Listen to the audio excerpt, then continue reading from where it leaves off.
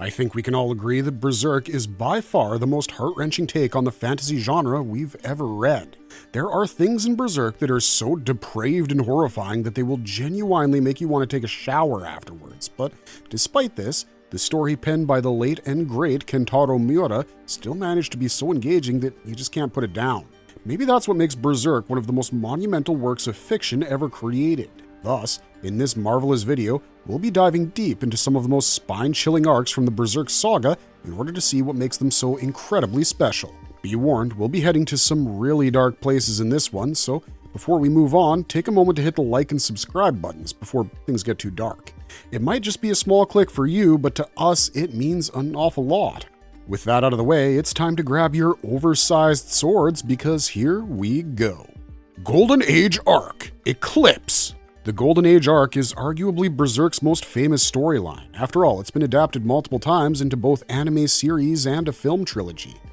However, this doesn't make it any easier to get through, as the arc is chock full of moments that will genuinely make your skin crawl. It also builds up to one of the most harrowing moments of the series, the Eclipse, but to truly understand the severity of that event, we'll have to start at the very beginning. The Golden Age Arc serves as an introduction to the relationship that will drive the entire story and establishes the tumultuous bond between our protagonist, Guts, and antagonist, Griffith. After Bazuso's defeat at the hands of Guts, the mercenary leader Griffith finds himself drawn towards the lone swordsman with unparalleled combat skills. Griffith approaches Guts, and we see the duo engage in a pretty epic duel. Though Guts is one of the best warriors around, he still isn't good enough to defeat Griffith.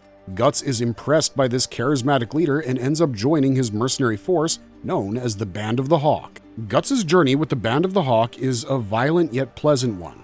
He travels with them for about 3 years and is pretty instrumental in many of their victories. He even manages to ascend to the position of a captain among the band's raiders, and for a while, it almost seems that our brooding warrior has found a home. Every battle is just another feather in the band's cap, and soon they gain notoriety across the land. Meanwhile, the Kingdom of Midland and the Tudor Empire have been at war with each other for approximately 100 years, and an end to conflict doesn't seem realistic. The Band of the Hawk's consecutive victories pique the interest of the King of Midland, and he gets them to aid him in his war. Their first battle is a siege on a Tudor-held fortress, but it ends up being way more than they bargained for. Among their opponents is the legendary swordsman Zod, who's so good with his blade that he's considered to be immortal. Zod easily overwhelms our heroes with his exceptional physical prowess and ferocity, but Guts and Griffith somehow make it out alive after Zod notices Griffith's crimson behelit, which makes the monstrous swordsman hesitate. Following the siege, Midland's generals set their sight on recapturing the border fortress of Doldry, which is actually the source of the entire conflict. Tudor managed to gain control of the heavily fortified castle at the beginning of the war and stationed 30,000 soldiers inside, which made it almost impossible to win back. Despite the odds being stacked against him, Griffith proves his military genius by leading his 5,000 cavalrymen to an astounding victory. This would end up being the height of the Band of Hawk's glory, as everything just starts going downhill from there. Guts begins to feel a certain sense of dissatisfaction with the work he's been doing for the Band of the Hawk, as he realizes that no matter how many battles he wins with them, he'll always be busy fighting for someone else's dream. He decides to part ways with the rest of the group, but Guts' departure takes quite a toll on Griffith's psyche. Losing his most trusted soldiers drives Griffith to act in erratic ways, and he begins to make some pretty impulsive decisions. He even ends up betting Princess Charlotte, but this action has far graver consequences than one would expect. It has often been implied that the King of Midland has some really unnatural and possibly incestuous plans for his daughter, so he just loses it when he learns of the princess's affair. Griffith is captured the very next day and tried for treason against the royal house. He's sentenced to a full year of unimaginable torture, and the Band of the Hawk is declared to be enemies of the state. A year passes and Guts receives the news that the band is active again. He reunites with the remnants of the Band of the Hawk, and together they make preparations to save Griffith, who's been imprisoned in the Tower of Rebirth. When the band discovers Griffith, he's been reduced to a husk of his former self. His body is scarred by the torture, and he's no longer capable of either speech or battle. Despite this, Charlotte remains loyal to her lover and accompanies the mercenaries during their escape. Enraged beyond reason, the King of Midland sends a group of Bakiraka assassins after the Band of the Hawk, with explicit orders to bring the princess back alive. Due to this, the band is forced to let off Charlotte, but this isn't enough for the king. He decides to send a group of Black Dog Knights led by an apostle named Wild after the heroes with orders to wipe them out. Eventually, the two groups face each other on the battlefield where Guts takes on the powerful apostle, who's all on his own. After an incredibly difficult battle, Guts manages to incapacitate Wild. However, the grievously wounded apostle rises again and captures Griffith. He demands Griffith use the Crimson Behelit to summon the God Hand, but his hopes are shattered when he realizes that the Crimson Behelit is no longer in Griffith's possession. Out of nowhere, Zod intervenes and tears Wild into two before informing Griffith that the Behelit will eventually return to him. Griffith continues to plunge into a dark abyss as a result of his prolonged torture, and in a moment of sheer desperation, he activates the Crimson Behelit. He kneels in the water in the light of the setting sun and recalls Zod's prophecy. Meanwhile, Guts, who's chasing after Griffith in a cart of his own, notices an odd phenomenon beginning to take shape. The skies darken and a black circle approaches the sun. Soon, the eclipse is complete. Griffith's blood runs down his arm and makes contact with the Behelit, which opens its eyes. Though Griffith does hear Guts' voice calling out to him, he distances himself from his friend. He concludes that the pursuit of his dream of a kingdom is the only thing that matters to him, and decides to sacrifice all his remaining comrades. In exchange for this sacrifice, the mercenary leader, once known as Griffith, is reborn as the demon Femto, the fifth member of the God Hand. The remaining members of the Band of the Hawk are consumed by grotesque monsters known as apostles. Guts somehow manages to survive, but loses his left arm and right eye in the process. Femto proceeds to assault Casca, and her brain collapses as a result. In the end, the only members of the band who survive are Casca and Guts, thanks to the Skull Knight's timely intervention. In response to this horrifying incident, Guts vows revenge against all apostles and the God Hand. He first gets himself a new sword crafted by Godot and breaks it on the side of an unidentified apostle who was unfortunate enough to seek him out. He then slays the monster using the infamous Dragon Slayer. Guts also receives a prosthetic cannon arm, and armed with these new weapons, he sets out on a quest for vengeance against his enemies. This, my dear friends, is how the Black Swordsman was born. Conviction Arc. The Conviction Arc is the storyline that directly follows the Golden Age arc and might just be even more twisted than its predecessor. The story begins when Guts and his companion Puck, the pesky elf, encounter a group of bandits holding a girl named Jill captive. However, a tree infested with evil spirits causes the captors to flee, leaving Guts to save the day. Guts and the tree fight fiercely until sunrise, and eventually our heroes find their way to Jill's village. Here, they come to know of a strange place known as the Misty Valley, which is believed to be the origin of elf-like creatures who often indulge in attacks and the abduction of children. Guts' brand begins to bleed when the elves of the valley invade Jill's village, but he takes on the creatures and their apostle leader Rosine nonetheless. We also learn that these elves are nothing but the abducted children from the village. When Rosine and her minions suddenly retreat, the villagers turn on Guts. They blame him for the state of their village as well as the charred remains of children found in a barn. These children had reverted back to their normal forms once Guts incinerated them in battle, but the villagers were beyond convincing. After all, it's not easy to get over the sight of burnt children, no matter how tough you are. Guts is forced to use Jill as a hostage to make his escape, and releases her once they've gotten away.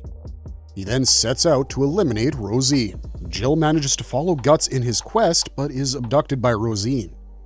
He follows the apostle to the Misty Valley, where he's immediately greeted by the bandits who have fled from the tree in the forest. These bandits have been converted into pseudo-apostles by Rosine and have been assigned as protectors of the valley. Guts easily decimates these bandits and ventures into the Emergence, where he sets the cocoons of developing elves on fire and gives birth to a wildfire that consumes the entire valley. Of course, Rosine doesn't like these transgressions and assumes her final apostle form, which grants her ungodly speed.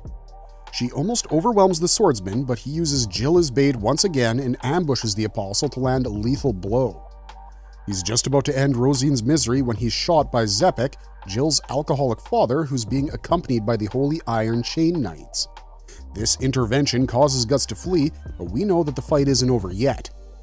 The Knights track Guts down and reveal a prophetic warrant that seeks his detainment issued by the Holy See. Guts, who's yet to recover from his last battle, is barely strong enough to ward off the regular Knights, but their vice commander, Azan, is too much for our guy to take. He's subsequently detained by the head commander's attendant, Serpico, despite all his efforts. Fortunately, Puck helps Guts to make an escape in the night on horseback, and he even manages to take the head commander Farnace as a hostage. In a truly twisted turn of events, Farnace finds herself at the mercy of Guts' deranged and lustful horse, which brings back memories of the assault Casca suffered during the Eclipse. This evokes Guts' wrath, and he finds enough strength to fight the horde of demons until morning. Though Farnace is possessed by a spirit during this fight, she's freed when morning comes, and she leaves with Serpico. Later, when Guts is finally getting some rest on top of a hill, a demonic child makes him hallucinate about Casca being burnt at the stake. He returns to Godot's place where he had last seen Casca, only to find that his old comrade has gone missing. Here, he also learns about the city of Albion, where refugees from Midland had been finding shelter after a plague had decimated their kingdom. Guts makes his way to Albion, where he's intercepted by the Skull Knight, who informs him of a mock eclipse that's about to take place. In Albion, Guts conducts a thorough investigation into Casca's disappearance and discovers a cultist den where she had been taken. In the den, a chaotic battle breaks out between the possessed cultists and the Holy Iron Chain Knights, but Guts manages to get Casca to safety and leaves her in Isidro's care before heading out to battle the Great Goat Pseudo-Apostle. He slaughters the heretics, but a terrible surprise awaits him. Isidro informs Guts that he failed to escort Casca and that the Holy Iron Chain Knights had taken her captive during the escape. As expected, Guts returns to Albion and defeats the Pseudo-Apostle Holy Sea Inquisitor Mosgus. During the battle, a massive wave created out of the city's pain and anguish washes over the refugees, and countless lives are lost. Within moments, the Tower of Conviction is consumed by tormented souls that cause the tower to collapse. This is where we learn that both the living and the dead have just one ultimate desire: salvation. This is achieved through a sudden daybreak which completely overpowers the Dark Torrent. The survivors are met by Zod and Skull Knight, who direct their attention to the strange concentration of light in the distance. The light seems to be emanating from a reconstituted Griffith, who's immediately whisked away by Zod. Falcon of the Millennium Empire Arc. Our next entry on this list is the Millennium of the Falcon Arc, which spans a whopping 131 chapters in length. But the greater the length, the greater the brutality, so let's dive right in. This is a story that depicts Guts and his friends facing the aftermath of Griffith's incarnation. Midland is threatened by a new force, Emperor Ganishka, who's the chief of the Kushan Empire. The story begins after Guts escapes from the ruins of Albion and returns to Godot's hut with Casca. Here, they're greeted by the heartbreaking news that the blacksmith had passed away. Before Guts can even settle down, he learns that Griffith has arrived at the Hill of the Swords with Rickard. As expected, he rushes towards his old comrade to exact his vengeance, but is stopped by Rickard. Griffith takes one look at Guts and states that even on the Hill of Swords, he felt nothing whatsoever. This drives Guts into a rage and he forces Rickard away, only to be stopped once more, this time by Zod. Zod expresses his joy at Guts' survival of the Eclipse. The two powerful warriors lock blades with each other, then Zod assumes his true form as the battle wages on, and Griffith begins to feel a faint flutter in his heart. Suddenly, Casca arrives at the location after sensing Griffith's presence from her brand, but her timing couldn't be worse, as Guts and Zod's battle destroys an old elven mine. Rocks begin to crash all across the battlefield, but Casca is saved by none other than Griffith, as he's acting out of the will of the demon child. Griffith then commands Zod to take flight, before stating that he'll accomplish his goal of conquest at any cost. Once the enemies are out of sight, Guts explains the true nature of the Eclipse to Rickard. Rickard then insists on joining Guts in his quest, but the Black Swordsman refuses bluntly, as he's sure that the boy would never be able to truly hate Griffith. The duo are overheard by Erica, who runs away in tears, and meanwhile, Puck convinces Guts to take Casca with them. After all, there would be no safer place for her than Puck's homeland, Elfhelm. Guts takes on Puck's offer, and they start their journey towards his house. At the same time, Griffith arrives in Shet, a western city that had been completely overtaken by the Kushan.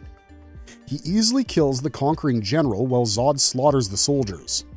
Griffith also gains a bunch of new followers in the process, namely a horseman named Locus, an assassin named Rakshas, and a brute clad in dragon armor. The captives seem to be genuinely pleased at seeing Griffith after all these years, particularly a young girl named Sonia. The bloodshed is also seen by a young girl with green hair who's been projecting her consciousness onto a small bird. In this way, Griffith creates a new Band of the Hawk, and the army gains recognition after saving a young noble named Mule Wolfflame from the Kushan convoy. Some of the Kushan escape into the forest after the death of their leader, while the rest are killed and enslaved. The city of Wyndham has been reduced to a literal hellscape after the Kushan attack, with strange, ungodly creatures roaming freely in the streets. Some of the residents were still stuck inside the city, with only the young and elderly making it out unscathed. The women especially had been carried into the Kushan castle as fodder for a bizarre ritual. We learn that Charlotte is still alive and being held on the highest level of the Tower of Rebirth. Inside Wyndham's castle, the Kushan Emperor Ganishka is approached by Salat and two of his Tapasa. After sensing Locus's presence in the fog, Ganishka berates Salat for his failure to capture Griffith. This is also where we learn of the terrifying fate awaiting the captured women. In a truly repulsive moment, we watch as a pregnant woman is dropped into a fleshy vat that kills her instantly. However, the baby rips out of its mother as an ungodly creature. It's revealed that the vat is made up out of sewed-up apostles who are being used by Ganishka to raise an army of monsters known as the Daka. Meanwhile, Ganishka, the Demon King, pays a visit to Charlotte and tries to force her into bearing his offspring before he realizes the truth about her relationship with Griffith. Just then, Ganishka learns of an assault by Griffith's right-hand man, Locus. He predicts that Locus's unit would be too much for his regular soldiers to take, and thus he decides to unleash the Daka upon his enemies. When the Daka march out of Ganishka's castle, it becomes pretty evident that the Emperor of the Kushan Empire is actually one of the apostles himself. Ganishka reveals that even though Griffith is a God-hand member, he considers himself to be the true heir to this world and is ready to go against God to prove his claim. An enraged Locus takes on his true form by absorbing his steed, and the other apostles fighting under him soon follow suit. Ganishka responds by releasing elephantine Pishacha at his enemies just as Salat emerges from his temple. When Griffith's archer, Irvine, tries to snipe the Emperor, Ganishka assumes his true form and decimates the weaker apostles with ease. As the battle rages on, Locus orders his soldiers to withdraw. His sudden retreat alerts Ganishka to the fact that the whole attack is just a diversionary tactic, but it's already too late. Zod manages to get Griffith to the Tower of Rebirth, where he encounters Charlotte once more. The princess begins to weep as she's finally reunited with her long-lost lover after 2 whole years. Meanwhile, Guts is having a pretty difficult time caring for Casca while simultaneously fighting evil spirits. The darkness within our brooding hero comes to manifest itself in the form of a dream where it tries to convince him to kill Casca in order to resume his vengeful quest against Griffith. Guts snaps out of the dream but is possessed by a spirit who almost leads him to strangle Casca to death. Guts stops himself from committing this act through sheer willpower, but the incident shakes Casca's trust in him to the core. In the end, Guts is forced to put her on a leash to prevent her from wandering off, but he continues being haunted by visions of him harming Casca. While Guts is dealing with his internal turmoil, Puck encounters Isidro, Serpico, and Farnace. Eventually, Guts lets the 3 wanderers join his party as he finds that traveling with companions reduces the darkness within him and makes him way more powerful. After a couple of days of traveling alone, Guts and his party receive directions to the holy city of Ritanus from a shepherd, who also warns them of mountain trolls along that trail. Eventually, the team encounters a troll who's just about to carry off Casca and Farnace, but fortunately Puck arrives just in time. Isidro finds himself severely outmatched and tries to outrun the monster, but they've been surrounded by the trolls. A voice calls out, belonging to the green-haired witch who is observing Griffith from afar. She saves the group and advises them to leave, but Guts and Serpico arrive just in time. Later, the group encounters an old man named Morgan from the village of Enoch who's attacked by trolls. Serpico helps the old man get away, and he tells our heroes that he's looking for a witch who lives in an old mansion. He believes that the witch might be able to save their village from trolls, and soon, the party discovers the mansion, which actually has a tree sprouting out of it. Immediately, they're attacked by golems under the witch's command, but they're able to defeat them. Though the older witch is able to continue her attack, the younger witch, Shirke, is able to stop the older one as she's actually her mentor. Flora tells the group that she is far too weak for the job, but sends out Shirke instead. She also asks for Guts' help in returning a talisman that would finally seal Casca's brand of sacrifice for good. Guts and his company find their way to the village, which has been ravaged by the recent troll attacks. Though people aren't completely sure of Shirke's ability to help them, Guts manages to convince the villagers to let them spend the night. They scout all over the place for trolls. When the trolls finally begin the raid, the group regroups at the church. The group is pretty fortunate that the trolls can't advance because of the silver tunics worn by the women. Eventually, Guts decides to take matters into his own hands and walks straight into the horde of monsters. One by one, he reduces them to bloody bits and a path starts to open up. Meanwhile, Shirkei goes to the top of the church and establishes an invisible barrier around the church. The trolls inside just combust spontaneously when Morhan is healed. After some more fighting against an ogre and a kelpie, it's evident that our heroes are the superior force. However, in an unfortunate turn of events, Casca and Farnace end up being captured by the trolls. Despite this, the villagers finally begin to respect Shirkei's awesome powers, and she convinces the priest to make a small shrine for the Lady of the Depths. Following this, Guts and his party begin to track the trolls that captured Farnace and Casca by their residual thoughts. The women, though unconscious, are still safe due to their silver tunics. As the group wanders deeper into the forest, it gets so dark that it becomes impossible to see. Their surroundings are also completely surreal, as strange creatures and humanoid faces seem to pop up all around them. The experienced witch Shirkei deduces that they must have followed the trolls into the depths of the astral realm to a place known as Kliphoth. Inside the trolls' den, Farnace and Casca manage to escape from their captors but end up in a chamber that's reserved for the women assaulted by the trolls. In a truly heart-wrenching scene, one of the women pleads with Farnace for help before her stomach is ripped open from the inside out by a baby troll. Farnace's screams attract the trolls to the chamber, and it seems that our worst thoughts are about to come true. Farnace uses a silver dagger to keep the trolls at bay, and Guts finally makes it to the chamber. The groups reunite and begin to fight their way through the pursuers and predators, but it's evident that they're outnumbered. Fortunately, the Skull Knight helps them escape, but the moment they exit the cave, Casca falls over, clutching her brand in unbearable pain. At the same moment, Guts also experiences a similar kind of ache in his brand. His Behelit's face rearranges and the demon Slan emerges from the water, her body created from the intestines of the trolls slaughtered by Guts. She tries to provoke Guts into activating his Behelit, but the Skull Knight intervenes at the right moment. Slan reveals that Griffith's restoration had led to a much greater overlapping between the different planes of existence, and thus she had come of her own will to see Guts.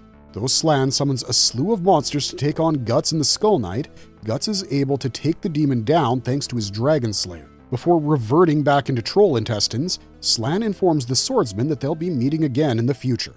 Just outside the cave, Shirkei establishes a barrier that protects the captured women and her comrades. She reaches out to the swamp spirit known as the Rotting Root to wipe out many of the trolls, while Isidro impresses everyone by defeating the lead troll. Guts finally escapes from the cave, but our troubles aren't over, as Slan's influence leads the trolls to mutate at an extremely rapid rate. The Skull Knight deduces that their mutation would lead to a cave-in, and thus he uses his trump card. By mixing the melted remains of Behelits with his sword, he manages to create the Sword of Behelits and opens a portal into the abyss. Skull Knight and Guts escape to another level of the astral realm and emerge from the cave safe and sound. As the battle finally ends, Guts realizes that he finally isn't alone anymore. At the Spirit Tree, Flora and Skull Knight talk about Guts' new armor. However, their conversation is cut short when hostile intruders set the mansion on fire. Shirkei rushes in to find her mentor, and it's pretty clear that the apostles are behind this.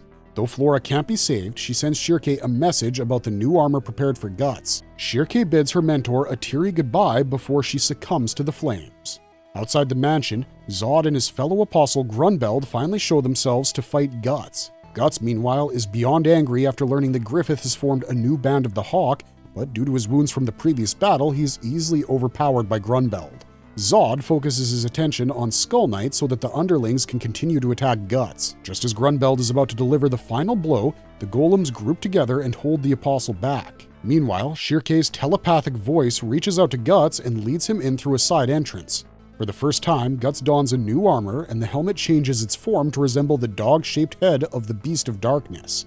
The new armor grants Guts unimaginable strength, and he becomes too much for poor Grunbeld to handle, even in his apostle form. However, Guts' new armor and his uncontrollable rage turns him into a feral beast who's at the very edge of madness. Shirkei contacts the soul of the armor and finds Guts' ego thanks to a rune imprinted by Flora in the area. Guts finally snaps back to sanity, but Grunbeld seizes this opportunity and tries to wipe the party out. Fortunately, Flora reappears in the form of a flame-like construct and holds the pursuers off, allowing Guts and his friends to make a timely escape. The next time we see our heroes, a month has passed since their escape from Flora's mansion. While traveling, they chance upon a beach where Shirkei finally voices her concerns regarding the adverse effects of the Berserker armor on Guts' body.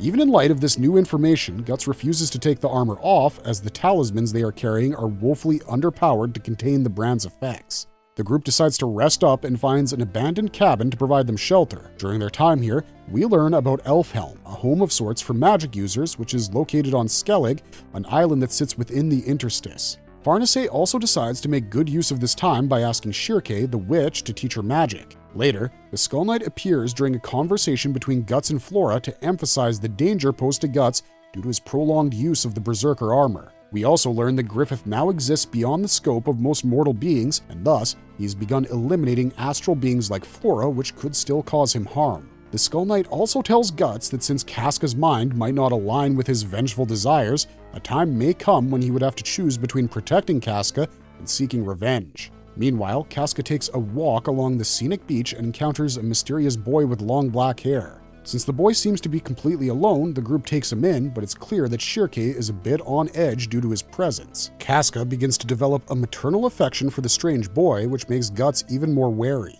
However, before they can adjust to the new presence among them, the group is engulfed by a thick fog. Guts' brand acts up and the group is suddenly attacked by crocodilians, spirit-infused beasts unleashed by the Kushan magic users. Shirke realizes that it's a full moon, which makes her powers even more potent, and the group begins to take on the beasts with ease. Despite the relative simplicity of the battle, Guts begins to lose control of his Beast of Darkness armor and eventually turns on his own allies in his Berserker rage. Fortunately, a strange being resembling a child created out of flames appears in front of the group and helps Shirke free Guts from his rage. Guts realizes his grave mistake and deduces that his rage might have something to do with the strange boy. However, the boy is nowhere to be found. Though Casca is reluctant, the group decides to move on and head towards Vertanis. We also get glimpses of a Kushan ship where the superior officer, Daiba, commands the land army to advance after learning about his mother's failure. Once the group arrives in Vertanis, Guts and Shirke immediately begin to feel uneasy. The witch ends up following a mysterious wisp to the gallows where she encounters the astral remnants of changed Kushan slaves, all executed by the Holy See. She's moved by their suffering and cremates the corpses in order to free their spirits. Meanwhile, Isidro discovers that the town's harbor is run by pirate slavers. Shirke also meets Sonia at the harbor, who begins to share an allegorical tale about the town after seeing the witch free the lost souls. Suddenly, the conversation is interrupted by Kushan children fleeing the pirates, causing the witch to fight back, and even Isidro joins in the battle. Despite this, our protagonists are easily overwhelmed by the pirates and their captain, Bonebeard. Fortunately, Azan awakens just in time and engages the pirates himself, which gives the children a chance to escape. Before returning, Sonia offers Shirke the chance to join the new band of the Hawk and even warns her to leave the town. This causes the witch to have a vision of the city burning, which confirms that some really terrible stuff is coming up. Isidro and Serpico begin scouting for a ship that could carry them to Skellig, but it ends up being far more difficult than it sounds. Desperate for a vessel, Farnace reluctantly offers to use her familial connections in town to secure a ship. Turns out that Farnace belongs to a well-respected and old family, the Van Dimians, but her father, who sees the poor girl as a total disgrace, refuses to help. This is when her scheming brother Magnifico steps in and offers her a ship under the condition that she would agree to a marriage with his friend Roderick of Ease. Farnace is left with no option but to consider the offer. Sometime later, we see a despondent Serpico return to the group with a sealed letter that guarantees them passage. Though Serpico tries to keep the whole thing a secret, Guts pieces it together and refuses to part ways with Farnace. Meanwhile, the Van Dimians are holding a humongous feast in honor of their daughter when they're attacked by tiger Pishachas. Eventually, the bodies of the tigers coalesce into the face of Ganishka, who proclaims war against the Holy See and invades the town with an army of possessed beasts and Daka. Many miles away, the pontiff of the Holy See sees a vision of a white hawk. Soon after, he's visited by Griffith's comrades who express their lord's desire to see the pontiff. Owing to the Kushan attack, the pontiff agrees to follow the soldiers to their master, Griffith. The Kushan Empire's attack on Vertanis is an exceedingly violent affair that leads to a lot of senseless bloodshed. It also threatens the group's passage to Skellig, but fortunately, Farnace's betrothed, Roderick, offers them his own warship, the Seahorse, which is anchored just outside the harbor. As the group begins making their way towards the ship, a bloody battle ensues. Our heroes fight through hordes of Daka's tiger-riding warriors and even Makars until Guts is just on the verge of losing control yet again. However, before he can succumb to the Beast of Darkness, Shirke manages to summon the fiery entity known as the Wheel of Flame, which completely incinerates their enemies. Eventually, a Kushan galleass arrives and Guts gets his chance to fight Daiba. Daiba ends up summoning Kundalini, a creature with almost godlike power that's more than capable of ripping the hero to shreds. However, Guts decides to go against the overwhelming odds and somehow manages a win by landing a decisive blow using his Dragon Slayer hat, which has also been infused with the Wheel of Fire. Guts and the rest of the warriors begin decimating Kushan forces, and soon they're faced with the terrifying Ganishka himself. The Emperor acknowledges Guts' strength and tries to lure him in as an ally, but as you might guess, Guts bluntly declines the offer. And thus, another battle commences between Guts and Ganishka. Suddenly, the Band of the Hawk arrives and begins tearing through the rest of the Kushan forces while Zod and the other apostles challenge Ganishka. During this visceral battle, we're also treated to a pretty unlikely team-up between Guts and Zod as the two seasoned warriors attack Ganishka's astral projection together. Ganishka's construct dissolves, and it seems that the day has been won. An exhausted Guts is about to collapse, but in the final moments of his consciousness, he sees his arch-nemesis and old friend Griffith staring back at him from a cliff just out of his reach. Now, if that isn't poetic, we don't know what is. Eventually, Griffith arrives in Vritannis and meets with the nobles. After a brief discussion, he declares himself Midland's ruler and is publicly endorsed for the position by Princess Charlotte, which promptly silences the opposition. The Pontiff also declares his reverence for Griffith and bestows upon him the title of Falcon of Light. Meanwhile, Ganishka seethes as he comes to terms with his inferiority in front of Griffith. Despite Daiba's warnings, he enters the man-made Behelit and transforms into an ungodly entity that destroys the entire city of Wyndham. Even in the face of this terrifying show of power, Griffith stands defiantly as the final confrontations begin. Ganishka's colossal body continues its rampage while Daiba tries to reason with it. However, Daiba's pleas are of no use as the only thing Ganishka can see from his height is Griffith's radiance. He tramples on countless corpses who are turned into demonic familiars that begin slaughtering the surviving Midlanders. Griffith asks his men to protect the civilians while his apostles change into their true forms and charge into battle. With the combined efforts of his soldiers and apostles, Griffith creates a trap that uses cannon fire to subdue the remaining monsters. Meanwhile, Daiba watches in disbelief as the apostles and men work together under Griffith's banner. These supernatural events actually cause the Pontiff of the Holy See to doubt his own faith.